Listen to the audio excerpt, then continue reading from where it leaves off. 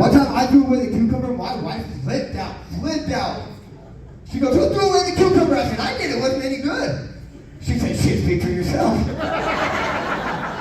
best sex I had in 10 years. We were married 10 years at the point.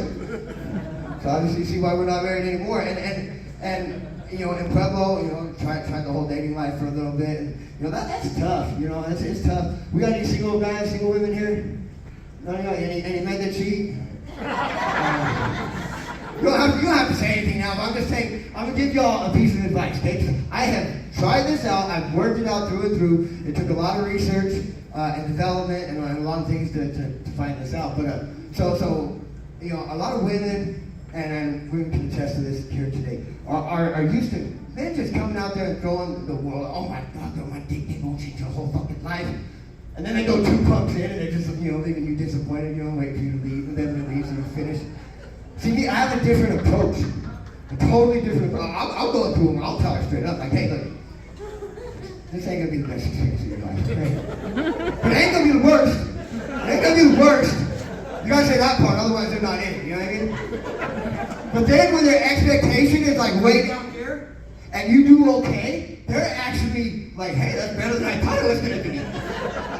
Which is a hell of a lot better when you tell her friend, like, oh yeah, no, dude was better than I thought, because they don't know that scatter was set so low, you know? It's a much better conversation we had than, you know, he talked big game, he didn't show up. You know, so I'm gonna let y'all know, you can keep that one. But you know, like I said, time goes fast. There's, you know, a lot of things that happen in life, you know, things break up the year, holidays. My favorite holiday, of course, February. I mean, it's a holiday all month long. It's Black History Month. Shame on y'all for not knowing that. But no, I love Black History Month. Like, I'm cultured. I'll totally support and participate in Black History Month. And here's some more advice for you guys. All February long, you can be late for whatever the fuck you want to be, right? All month long. Like if you're late for work and your boss like, dude, why are you late for work? Like, bro, it's Black History Month. Your boss is gonna laugh his ass off. Unless, of course, your boss is black. In which case, he's not even there yet. Running a little late. It's February. Give the guy a break. You know, because like race is a funny thing, right? Like we people, we do have some systematic, you know, racism built into our society. It's sad. And you know, it doesn't just go for, you know, African American people. It goes for, you know, everybody's, you know, had some form of racism attached to them. Like whoever thinks that like white privilege just goes across the board, not for everybody. You've never been white and had to buy drugs before. That shit's hard to do, right? Like, it took me 2 hours to convince this dude over here I was a cop. Even still, he shorted me 2 grams. But he was like super fire shit, so I'm not even sweating. I just, you know, I'm not even doing this comedy show. I'm just trying to get my plug back over here. But yeah, so there's that going on. Let's see what else we got going on. You know, like, I bounced around a couple different jobs. You know, lots of different experiences. I remember one time I was working as a stone mason. Like fancy way of just saying like, I did all the shit that they say like white people won't do. Which is obviously true, because I don't do it no more. That shit's hard. I had 6 coworkers, 7 if you count Google Translate. You know, we're nothing but Pythons out there. And my boss was like, we're gonna need your ID and social security number. I said, wait a minute, motherfucker. What are you trying to do here, you know? It was cool, you know, because like, I remember one time, you know, like I was having this conversation. This really happened like this too. It was amazing. I'm having this conversation with my boss, and you know, he's this, you know, guy from Mexico, and I'm speaking my limited Spanish, and he's speaking his limited English, but we're just connecting. I mean, we're fucking breaking down barriers here. Like, he's talking about his kids and how he's proud. I'm talking about my kids and how I'm trying. And we're breaking down barriers, but it was sad because I swear to God, we were literally building a wall together. And like, he's on one side, I'm on the other, you know what I mean? So every brick we put up, I'm like, I'm that much closer to losing my friend, you know? Because dude's Mexican, so he's only about like 4 bricks tall, you know? They just let him get on the ride of the city park ride, on the roller coaster, you know? It's a hard thing, you know, but yeah, you know, I did that for a while, you know, did the last routine for a while, worked in the, you know, kitchen industry for quite a bit. I actually even taught English to kids in China online. It's not a joke. I'm a great teacher, man. People think just because, I smoke all this weed, I can't babysit their kids. They're right. They're fucking right. I will take that one. But no, I was teaching these little Chinese kids. I had like a little Chinese kid. They were from like 4 years old all the way to like 10. And they all, learned English. And it was great because it was like a win-win, help each other out situation. You know what I mean? Like I was going to PCC at the time. And so like I would help them with their English. They would help me with my math. It worked out really well, Because, at that time, like, I was going to school at PCC, but I was going for mass communication, so I took classes at CSU. And so I noticed, like, differences, right? Like, I noticed the women at, PCC, for example, they didn't look as good as they did at CSU. But what worked out better for me is they have lower standards, obviously.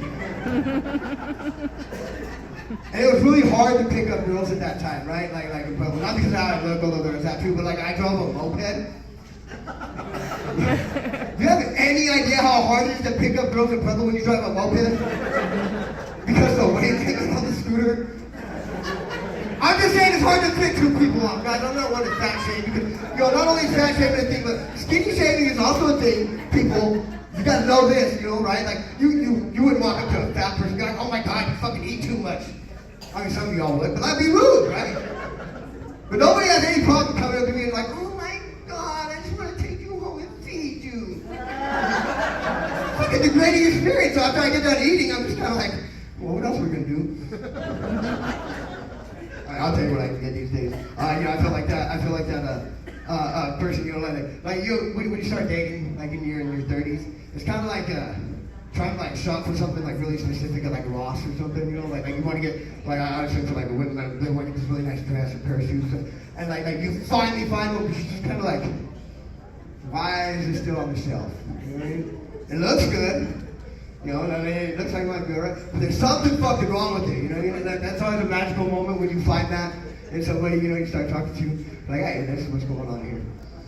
I'm going to get ready to close up on a couple things here. One thing I'm going to tell you is, again, since it's Memorial Day, it's great to, remember our loved ones that ain't here no more. I believe it was Macklemore that said it, but said everybody dies two deaths.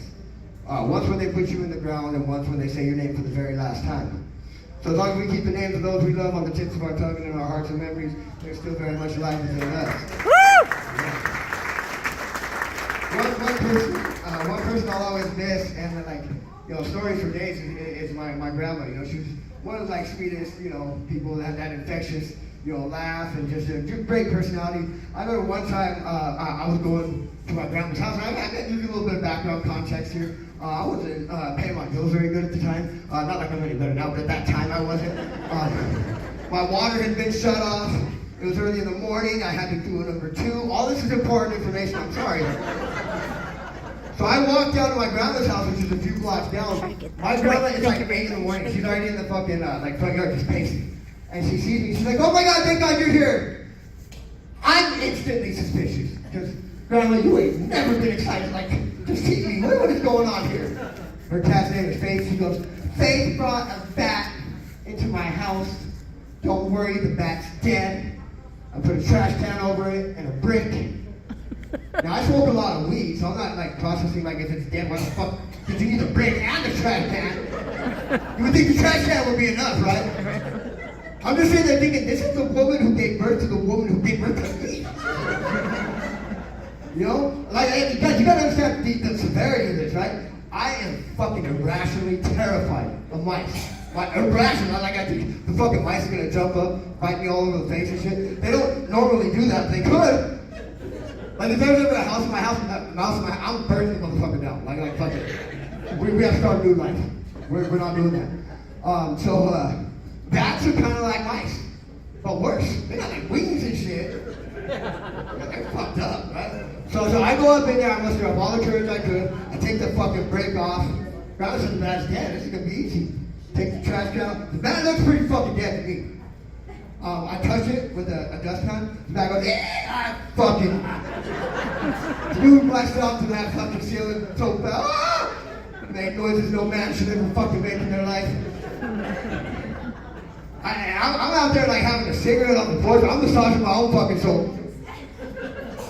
You got this shit. Come on, dude. This is the fucking woman who gave birth to the woman who gave birth to you. She just wants you to get this bat out of her fucking house. So I go up in there, I muster up the courage. I said, fuck it, I can't do it, man. I can't fucking do it. You should have warned me, I don't know, something. So I said, you know what, fuck it, here's what we're gonna do. It would actually continue, it's like Memorial Day too, because it was a holiday I remember. Because I called the animal control, and they're like, we're closed and shit, we can't help you. But they're like, if it's an emergency, push another button. I fucking pushed that button before I got finished enunciating the number. They're like, see me? You know, yes. And then this real cutesy little voice answered, hey, animal control here, we're just right here. And I was like, there's a motherfucking bat in my grandma's house. My grandma took the bat. Said, she lied. That bat is not fucking dead. That bat's alive. I touched the bat. It went, I need somebody to come help. She starts laughing at me. And I saw that as validation. And I asked her, I was like, is your laughter at me like a sign that I should be a man? You know what I mean? Like, should I just man the fuck up and get this bat out of the house of the woman who gave birth to the woman who gave birth to me? She said, no, fuck no, don't touch that bat. That's your dangerous. Fuck you up. And I'm like, that's why I called you. You're laughing at me in my moment of vulnerability here. I'm like, send the SWAT team, send, an ambulance to get SWAT team, get there. I don't know, these bats are fucked up. This dude's not dead. And one guy comes out with a coffee can. And pants like falling off, all fucked up. And I'm like, bro, like you're gonna need backup. Like I'm telling you, like at least I'm telling you the truth. My grandma said, dead is not fucking dead. You're gonna look at it, and you're gonna touch the bat, and go, and you're gonna jump off the bed like a little bitch. Because that happened to me.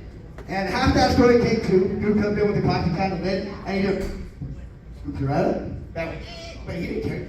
Scooped it up, And then he was like, sir, you can come down off the bed now. That was a close one, right? But it was funny because here's the important part about my grandma. My grandma had she was one of them people that she always had the right words to tell you something to make you feel better in any fucking situation. No matter how, depressed, stressed, or whatever you were going through, she could say something to make you feel better. Except for that day. She had the right words that day. I sat down and had a victory singer. I felt like it was a victory. I got the fucking bat out of the house. So when I called somebody, but I did it. But she tells me, she goes, you know what, grandson? She goes, don't worry. It doesn't make you any less of a man. Because you couldn't get this bat out of my house. And I'm like, you're goddamn right it don't. This ain't the 1940s no more. Men don't do stuff like this. We call somebody. We text help to 4 numbers because we need a safe place and things, and we can't remember 7 numbers. So it's, we're a different breed these days, guys. But hey, I just want to say it's always a pleasure to do comedy. Comedy is a very special thing for me. I think comedy and music are our 2 best outlets that we have in life. I think you gotta go out and sing your ass off, dance your ass off, laugh your ass off. I think if you ain't laughing, you're not living. So I appreciate all you guys being out here tonight, getting some laughter therapy in your lives. Don't forget to don't forget to remember those that we love and that we miss, this weekend and every day. Keep them alive. Rest in peace, David Thompson. I love you, brother. Hey, you guys have a great night. Be safe.